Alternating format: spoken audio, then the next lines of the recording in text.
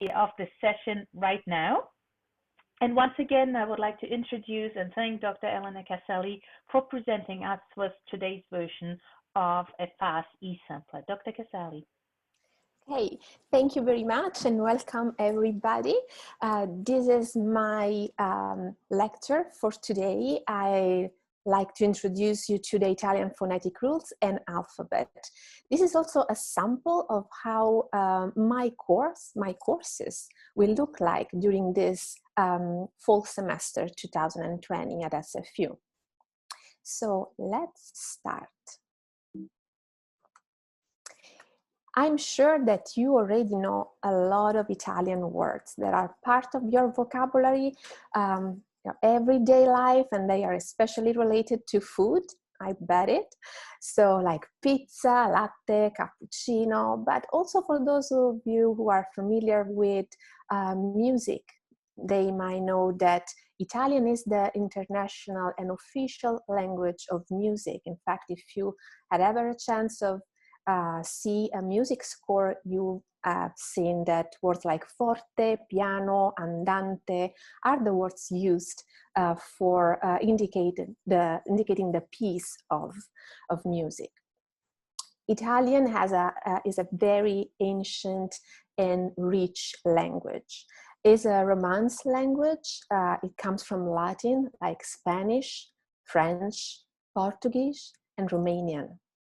It's also a very inclusive language. So it has inside lots of words that come from different languages, from French, from English. It is spoken by over 85 million people. 60 million of them live in Italy, this very small country, peninsula in the Mediterranean Sea, that is 33 times smaller than Canada. Can you imagine that? And we have double the population. So it is something that affects the way in which we speak and we communicate, this proximity. So Italian language is also the fourth most studied language in the world. It means that it's not so difficult to learn. It's quite easy, especially at the beginning. Before we take a glance on how this course will look like the next semester, I have a couple of questions for you, so maybe we can publish our pool. The first one is about, do you already have any previous knowledge of Italian? All right, nobody has it. Okay, that's a good thing. Starting from scratch is always a good thing. No prejudice. Oh, a little, someone has a little knowledge of Italian, maybe you have an Italian heritage. That would be very helpful too, because the sound of the language is already familiar to you. The second question I have for you, if I believe everybody answered this one, is if you speak any other language beside English, if you speak French, Spanish, if your first language is another language like Korean, yeah, it's nice. Okay, I'm taking a look to the result right away. Okay, so a good portion of you answer other languages, and I would be curious to know which other languages do you know. But many of you also speak French, understand, have a previous knowledge of French. Some of you speak Spanish, which is also very good, because as we said, French and Spanish are very, very close to Italian in terms of grammar and vocabulary. And then other people are coming from different language background, like Cantonese or Korean. My best students are actually from Korea and China. I have to say that. Okay, so that has been said. Thank you for your for sharing this information with me, because it's very helpful for me to understand and assess a little bit the audience, so that I can speak about something that is really interesting for everyone. I'm seeing and keep seeing the pool. Can we remove it from the screen? Because I can't really do it. Or can I? Can You I? can remove it as well. I have removed it just to let you Oh, know. The okay. other languages that we have are Tagalog and Farsi. Okay. Were mentioned in the, so next time we will add it in fact to our list We of will, our questions. So definitely. sorry for excluding. we propose just a short list, but next time we will be more accurate. Okay, so thank you for sharing this information with me. So let's have a quick look at how this course and potentially many other courses, can't speak for my colleague actually, but this is an organization that we are coordinating with our department here, how to deliver a course online in the best way possible. As you know, we switched to the remote instruction in March, so the spring session was kind of half and half, in person and online, and during the summer I delivered my first course completely online, and in the fall we are ready to have another complete session online. So how this course will look like? First thing, we will have only one lecture a week. This means that this course has a synchronous and asynchronous moment. It means that for you, you will have more time to figure out your study schedule, very flexible. You need to attend only one lecture a week. I promise the course will be very engaging because it has been scientifically proven that in order to learn a language effectively, you need to attach some kind of pleasant emotion to it. Otherwise, you can't retain what you learn. So it's going to be fun, engaging. You will have the chance to work in small group, learning from your peers, and also start speaking from the very, very first week of lesson. So even if we are not physically connected, we will manage to make this course human and, as much as possible. The course is task-based. It means that you are going to learn grammar and vocabulary based on everyday life situation. So not detached, just learning, just memorizing them, but really using them. By using them, you will learn how to speak. Another thing, we are going to have some great resources online that you can access whenever you want. We are going to have a very good book that will follow us for Italian 100 and Italian 101. So 2 courses. And with this book, we're going to have an online portal in which we will have assignments or exercises, video, media, tools that we can use to train ourselves in speaking and listening especially. And then, of course, we have Canvas, that is a portal that many of you maybe are already familiar with as an online learning management system that SFU adopted a while ago to connect teachers, students, and resources. But we have some colleague here that can explain this better if you're curious about it later. So let's start our little journey. And this is a real sample of my first lesson for Italian 100, so the beginner class. I always like to start with some interesting fact to set a little bit the mood. I don't know if you know that Italians use more than 250 hand sign to underline and enforce the meaning of their words, but not only. We actually can speak without speaking. So only by using our hands. Is another language. It has another grammar. We have the past, we have the future, we have the present. So it's something that if my students are curious about, I always like to teach a little bit along with the grammar and vocabulary because it's really part of our culture intertwined with the language. Brace yourself. We start with grammar. So this is the Italian alphabet. Do you remember when you were little children and you start singing A, B, C, D? We are going to do the same in class. Singing or not, it depends on how musical you are. But we will start naming this letter.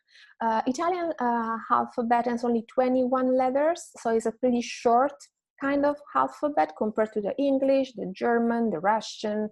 I heard that an alphabet in one of the Korean languages like 77 letters, so it's very long. Italian is pretty small and agile. As you can see here on the slide, there are some missing letters that you use in English, and they are not part of our alphabet. None of our words uses this letter. We use them when we have to write or say a foreign word. So I'm gonna tell you the name of this letter, and then I'm gonna tell you the sound of this letter.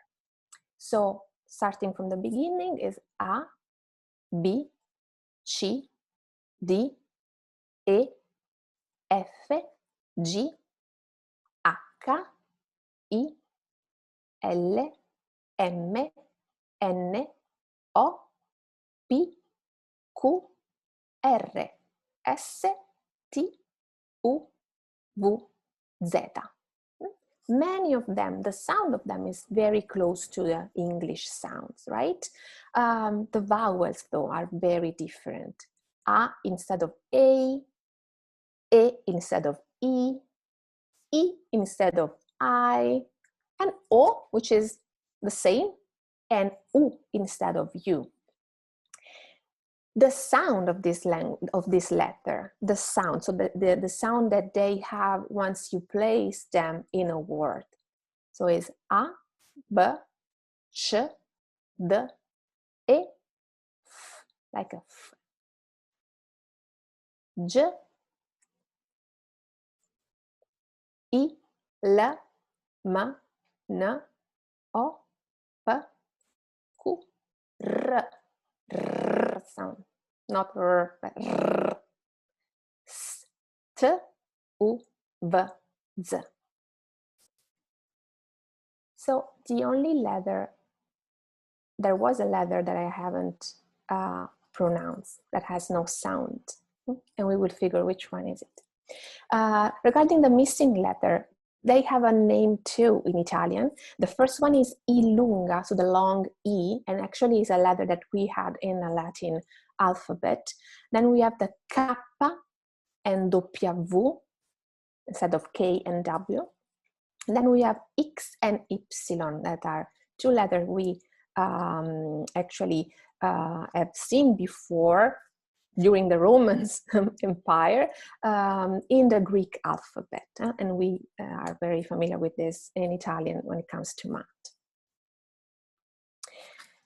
So the only letter that has no sound in Italian alphabet is H, H.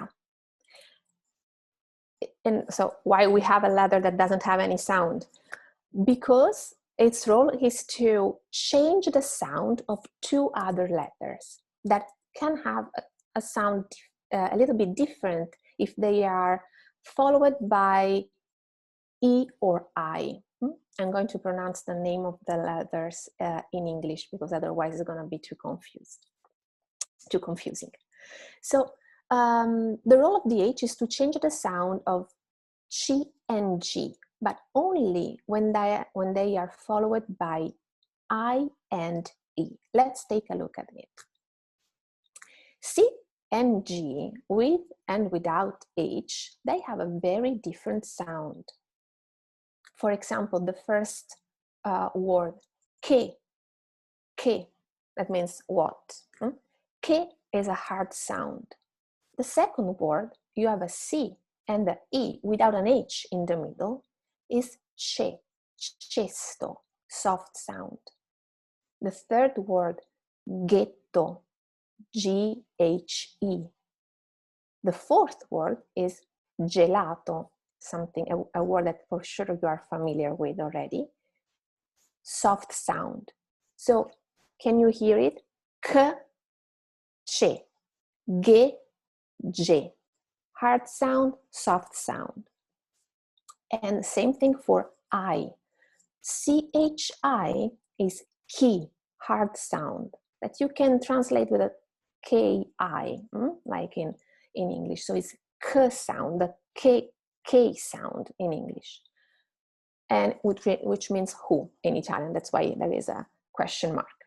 So CHI is chi, while the word below is ciao, another famous word, hello or goodbye in Italian. Without H in the middle, the sound of C and I together is soft. If you put an H in between them, it becomes strong, hard. And the last two, giro and giro. G, giro, G-H-I, and giro, G-I, soft sound. So this is how it works. The H rule is to make the sound of C and G hard when E or I are placed right after them. But if you look at the second part of the slide, when C and G are followed by the other vowel, like A or U, the sound of C and G is always hard. You don't need any H to make it hard, and there is no way it can be soft. So C and G plus A or U is always hard. Casa, cosa, curioso, gatto, gola, gufo. There is no G sound, but only K, G. Okay, now some good news, okay?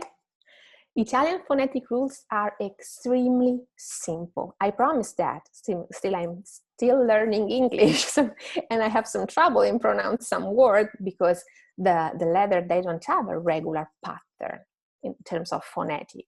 Italian phonetic rules are easy and extremely regular. So once you learn the sound of one letter, you can be sure this is the only sound this letter can have.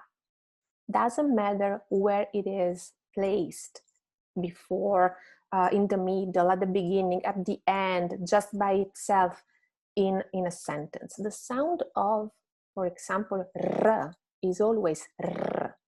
The sound of A is always A.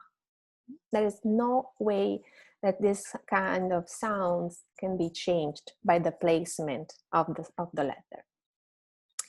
Besides these very regular patterns and sound, we have only 3 special combinations of letters that give a very special and specific sounds that is peculiar to, is very special, and is connected to the Italian language. It's very rare to listen to the very same sound in other languages. So that's why it's not really familiar, and it takes a little bit to master these 3 sounds. The GN, the GLI, and the SCI or E. And let's see how we need to pronounce them.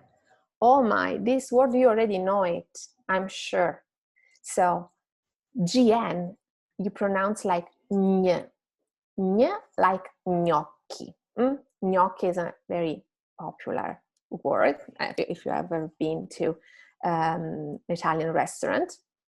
So it's gnocchi, not gn, not jn, but ñ. Special sound that is not really connected to the pure sound of the 2 letters, but together it makes ñ. The y sound.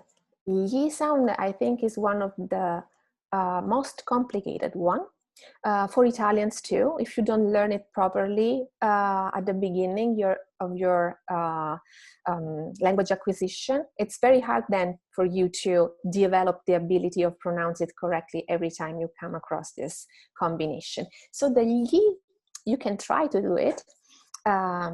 Don't try at home. No, you can't. You have to. So you have to smile and push your tongue on your upper molar like you want to scrub some peanut butter from them, and always smile. And famiglia, famiglia. Many Italians, they actually pronounce like famiglia with a long yeah, but it's not correct as a kind of a dialect, especially used in the south of Italy. So it's famiglia, and this sound is pretty recurrent in Italian words, so better to learn it. And then we have the SCI or SCE. The sound of sh, the SH that you have in English, is the sound of the SC combined with the vowel I or E. So it's she or she. It's not sk or sch, but sh. Like sciare, ski, and scendere, to go down, to get down, go downstairs. Sciare, scendere. This is pretty easy once you connect the SH sound to the SCI or E sound. That's it. This is all you need to know about Italian phonetic rules. And it's very, very easy, I promise. It takes just a little bit of practice, but practicing is fun. So why not practice it? What about the vowels? As I said, the vowels are the most tricky part of the phonetics because their sounds is very different compared to the sound of English vowels. So it's hard when it comes to read new words with these new vowels that you have to pronounce clearly. Otherwise, the meaning of the word is not clear. But you already know these vowels. You already know how to pronounce them, actually. So the book has a lot of unfamiliar / complicated word that for you are very not really part of your vocabulary, but I managed to find some words that I believe are part of your vocabulary already, and you know how to pronounce them. I'm sure you know. So the first one is pizza. So the vowel I and A, E and A, right? The two vowels here, you know how to pronounce that. It's not pizza, right? It's pizza. So the first vowel, it's E, and it's always E. And the last one is A, pizza. Second word, latte. Again, the vowel A is there, and the first word, it was at the end of the word. Now it's almost at the beginning, not the first, but the second letter, and the sound of the letter is exactly the same, is A. The A is A. So latte, not latte, right? It's latte. So you know how to pronounce the E, the A, and the E already. The third word, bravo. So it's O, right? Like in English, this is the only one that we can actually relate to. And then the last word, tiramisu. So you have 1, 2, 3, 4 vowels in here, and you know how to pronounce them already. So E stays E, like in pizza, right? It's E. And then you have the A again. You open, A is an open sound. Again, the E, and then you have U. You don't say tiramisu, right? It's tiramisu. So the letter U doesn't have a U sound that you might use in English, but it's always simple U. In this case, there is an accent, but this is another story, and we'll talk about it later. Okay, so you know the Italian vowels already if you know how to pronounce pizza, latte, bravo, tiramisu. This is a short list in which you can see how these vowels are also pronounced in your in English, your language or your second language. So the A that you have in Italian for pizza is the same one that you have for father. So that kind of A. And then the E that you have in latte, you have in pet. The E that you have in pizza, you have in machine. The O that you have in bravo, you find it in soft. And the U in ru is the same that we have in tiramisu. Okay, this is just, to make some connection between English and Italian in terms of sounds. Double consonant and accent. So, double consonant is pizza, not pizza, right? Pizza. So, when you have a double consonant in Italian, you just need to make the sound a little bit longer than a single consonant word and stronger. For example, the first couple of words, casa and cassa. Casa, cassa. You can repeat it and see how different it is, right? Casa means home and cassa is the cashier. So two very different things. Pena, penna, pena, one N, penna, double N. So just longer and a bit stronger. Pena means pain, while penna means pen. Two very different things, right? If you ask for a pen to your classmate, posso avere una penna, double N, never one.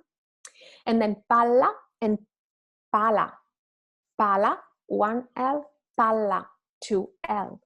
Pala is the shovel, while palla is the ball. Again, two different, very different things, so better to know how to pronounce them. What about the accent? This is another good news. So in Italian, the only written accent that you can see is the one that we place to the very last letter of the word. And it just change a little bit the intonation in which you need to pronounce the word. I give you a couple of examples. So for caffè, caffè, with the accent, caffè, without the accent. Città, with the accent, città, without the accent. So when you have a word that has an accent at the end, you know that you have to stress the sound of that part of the word. You can visualize your intonation like a wave that starts slow and stay flat and then rise at the end. So caffè, città, università, tiramisù.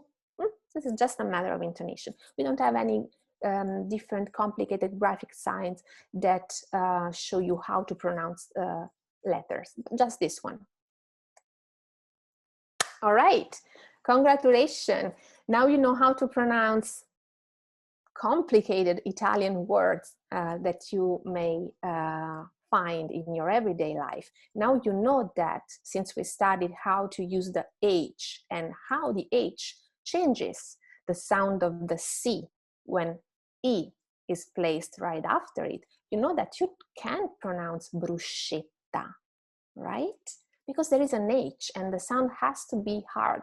So it's bruschetta, right? And then what about this other one? Oh, maybe this one you already know that, but now you know that have to stress the sound of the double T. You know that you can't say spaghetti, but spaghetti, because the double consonant requires you to make the sound longer and stronger. And also funghi, not fungi, funghi, because the U is pronounced U. And the GH sound is always strong. Cappuccino, two double consonants, so PC. And then what's the other one? I cannot really see. Oh, le lasagne, lasagne. Now you know how to pronounce the GN sound. So it's not lasagne, or maybe you were wondering, you knew how to pronounce this, but you were wondering, how do you write down this sound? So it's GN, GN plus E, or GN plus O when it's gnocchi.